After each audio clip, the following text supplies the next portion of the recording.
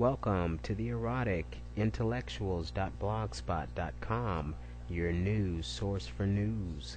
I am Mac Mitchell, your host of the Mitchell Report, and I'd like to welcome everyone. We are launching today. It is our inaugural broadcast. I'd like to thank everyone for their interest and for their input.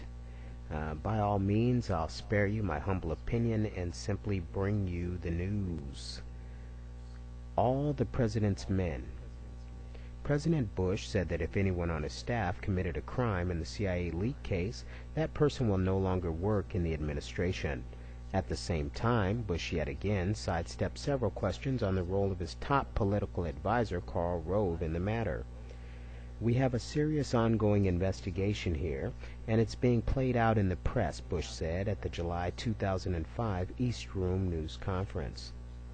A follow-up question. Bush failed to mention that he had declassified Plame. President Bush signed an executive order in 2003 authorizing Cheney to declassify certain intelligence documents.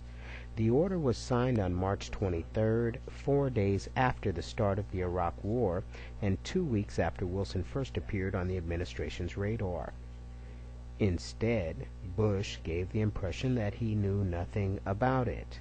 It was September 2003 when former White House spokesman Scott McClellan promised that any staffer proven to have leaked CIA officer Valerie Plame's identity would no longer be in the administration. Can a president let himself go? The following top officials leaked on CIA officer Valerie Plame, whose job as a covert agent was classified as an official government secret. Vice President Cheney. Cheney's notes, see the photo above, which were introduced into evidence during Libby's perjury and obstruction of justice trial, call into question the truthfulness of President Bush's vehement denials about his prior knowledge of the attacks against Wilson.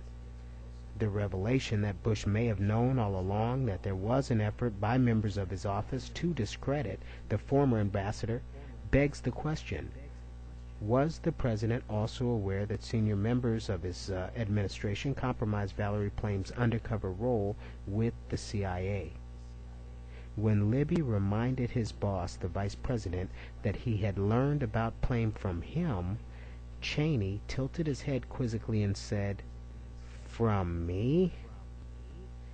David Addington, the former counsel to the vice president, he was named Cheney's chief of staff, a position formerly held by Libby.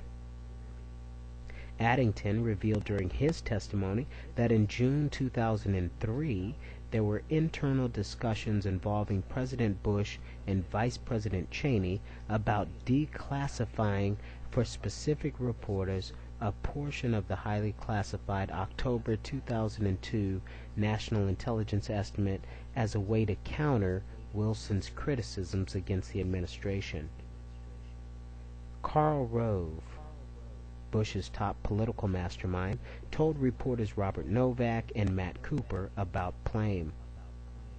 Ari Fleischer, Bush's former spokesman, got immunity before admitting he told reporters John Dickerson and David Gregory about Plame. Reporter Walter Pincus said Fleischer told him about her too. Fleischer reportedly sought immunity from prosecutor Patrick Fitzgerald because he was worried he might have committed treason and may have been in jeopardy of the death penalty.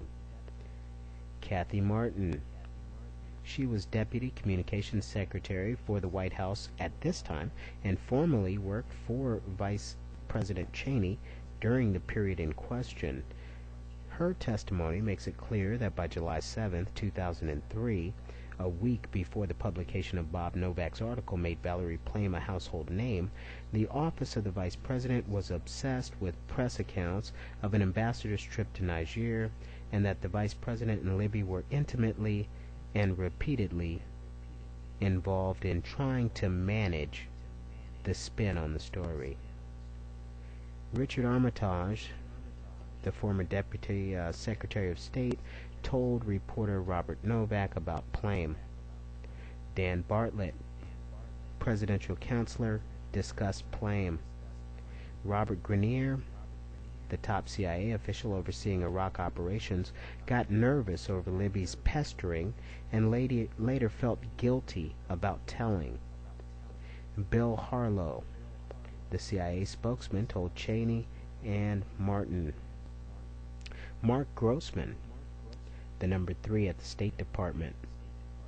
Libby was pressing Grossman for official information on Wilson and receiving information on Wilson and his wife, which was classified. Craig Schmall. Craig Schmall was Cheney's CIA daily briefer. Schmall briefed Libby and Cheney about Mrs. Wilson. All the President's Men contains elements of All These President's Men leaked CIA agent's name by James Gordon Meek, News Washington Bureau, originally published on the 20th of February 2007, and Cheney's handwritten notes implicate Bush and Plame affair by Jason Leopold and Mark Ash, a Truth Out report published Wednesday the 31st of January. I am Mac Mitchell for the Mitchell Report and the Erotic Intellectuals.blogspot.com. Good day.